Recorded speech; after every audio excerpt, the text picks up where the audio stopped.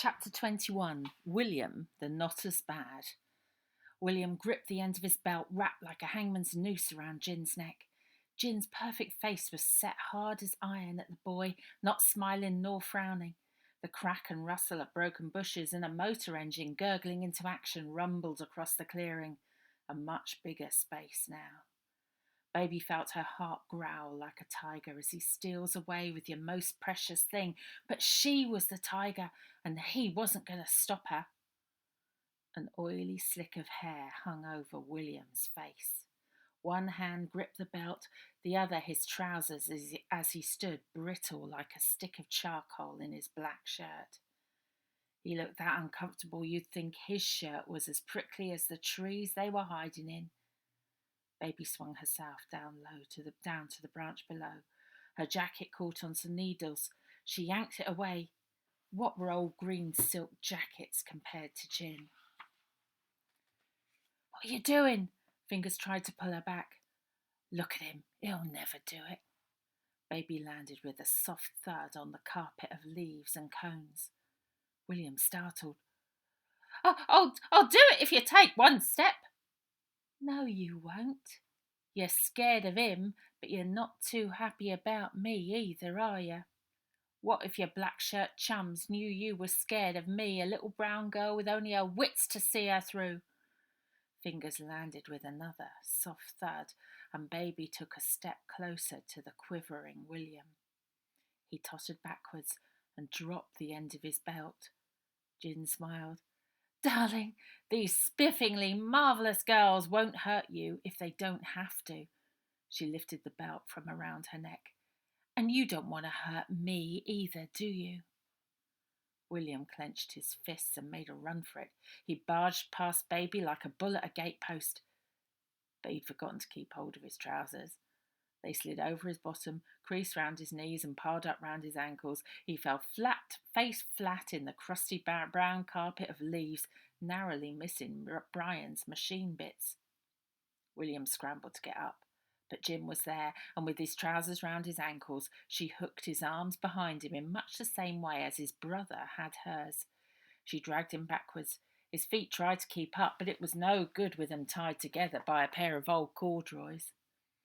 Gin dropped him on the floor in the exact same place outside the poor old Lily where he'd just had her at death's door.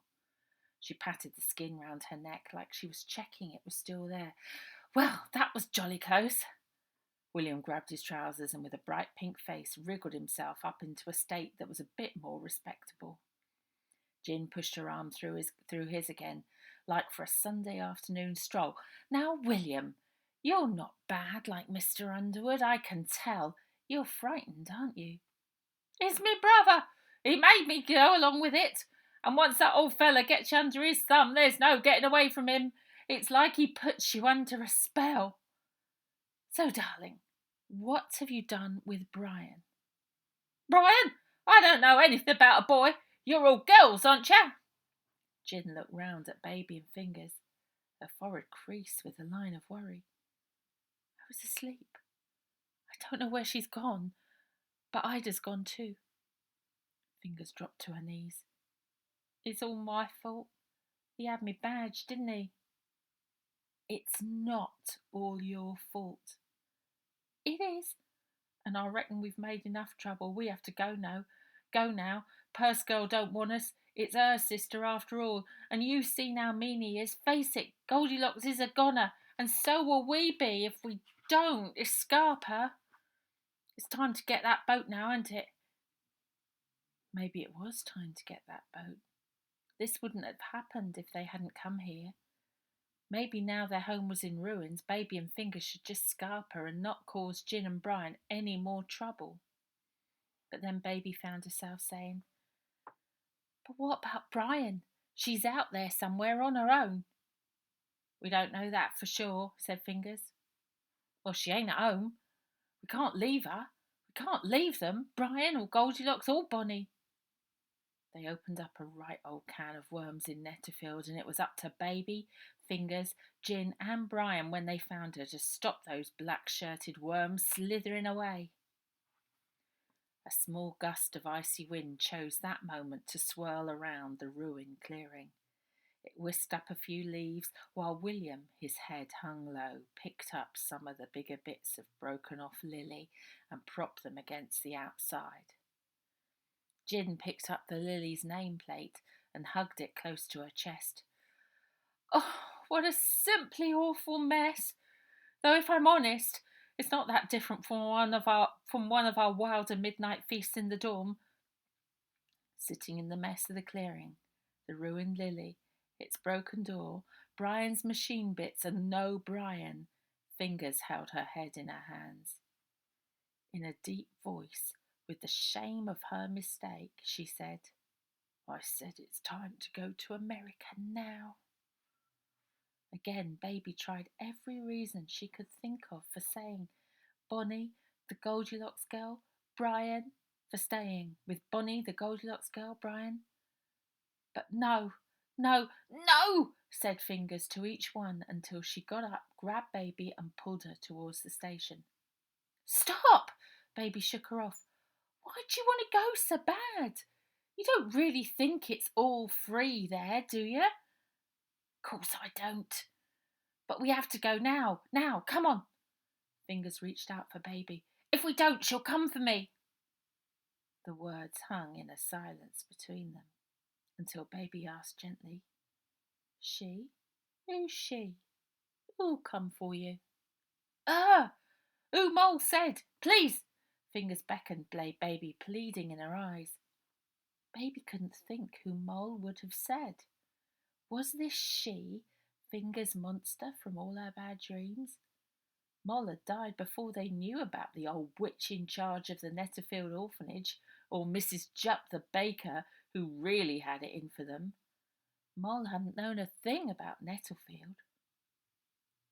Tears streamed down Fingers' face like Baby had never seen. She felt so helpless. Her sister was so worked up and she didn't know what to do. Tears prickled behind Baby's eyes too. Her! Fingers' chest heaved, and she grabbed Baby by the arm, shaking her, willing her to understand. And then Baby did. Though everything in Baby wanted to wrap herself round her sister and, like a ma, keep her safe and tell her everything would be all right, she held back. Because it was the same her Moll had said would come for her, Baby, one day. Baby thought it could be a nice thing, at least an interesting thing, but in Fingers' head, the was the bogeyman, as bad as the devil. Fingers had thought it all through. Her coming would change things. It would change them. Hardly touching her at all, Baby put her arm across Fingers' shoulders and whispered in her ear, Is it your ma you're afraid of? She felt little Florrie Fingers' body tighten, then take a deep breath with a little nod. In a small voice, Fingers said, Yeah. Then Baby held her sister tight, tight enough to press her love into her. The moment that Fingers admitted her fear, spoke it out loud, her tears stopped, and Baby felt the relief of it. It wasn't that it had suddenly become something that wasn't scaring Fingers anymore. Baby just knew that it wasn't scaring her so much, because now, at last, Baby was sharing it with her. If it ever happens, we deal with it together, right? Right. Fingers wiped her nose with the back of her hand and rubbed the last tears off her face. Jin shooed William up to the Lily's roof. Go and mend your handiwork, she said, before she disappeared inside. William did his best to fix the metal sheets, but they were too bent and wouldn't lay flat. Every now and then he opened his mouth to speak, but only blubbering noises came out of it. Serves him right, said Baby, still holding her sister, who didn't seem in a hurry to set herself free. Jin appeared on the Lily's doorstep, her arms draped with her red coat and feather hat. Now that you two are chums again, we have to find darling Brian. She's not ready for the world. I dread to think who might get hold of her, and look, Aunt Constance is scuppered for the time being. She put the hat on her head and held the coat by its shoulders. There was a big slash through the back. The hat was crumpled and the feather broken. The horror of real Mars entering their lives, for Fingers may have been as bad as coming face to face with that old devil Underwood. But Baby knew that he and what he stood for was far, far worse than a Ma coming out of the blue. So what is he up to? With her Aunt Constance's coat over her arm and her hat skew whiff on her head, Jin joined Baby and Fingers in their huddle.